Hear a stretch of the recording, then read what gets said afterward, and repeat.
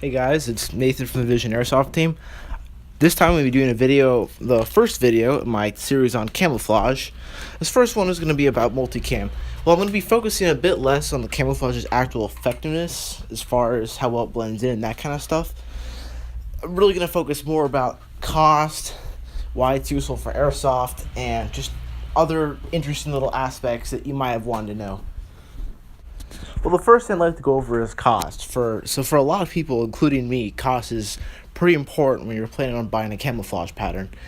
Multicam, I'd say it's about averagely expensive depending where you go.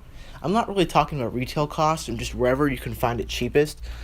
At surplus stores, at eBay and stuff, you can get combat tops for about $20 to $30. So while it's not super cheap, it's reasonably priced. The next thing that I would say is pretty important is its availability. But not just how much stuff you'll see in a surplus store, but like pouches and vests and that kind of stuff that you could get the pattern in. I'd say is very important when choosing a camouflage pattern. You can find pouches of all types, and vests, helmets, everything in multicam.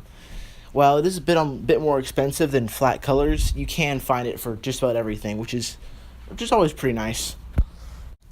So essentially, if you wanted multicam, it's probably out there.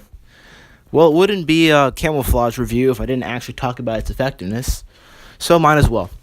Multicam, pretty obviously, it's a green woodland pattern-ish that would perform pretty well in most green wooded areas. Being a woodland pattern, for the most part, it is pretty much going to fail at most woodland, snow, and just other types of environments like that. It performs okay in desert, but not very recommended for it. And it's just overall a pretty average pattern when it comes to the way it blends in. It's not digital, so it's not really going to get a blur out, disruptive effect at longer ranges. Where if you play at a kind of a closer up field where everything's relatively close, it's not really that big of a problem.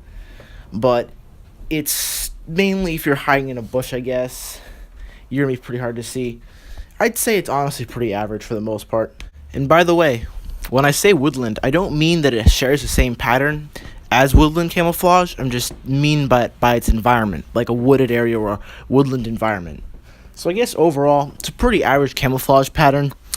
Not super crazy about it, but I'd say it does its job. And for the field that I play on, which is mostly a wooded area, it does work reasonably well.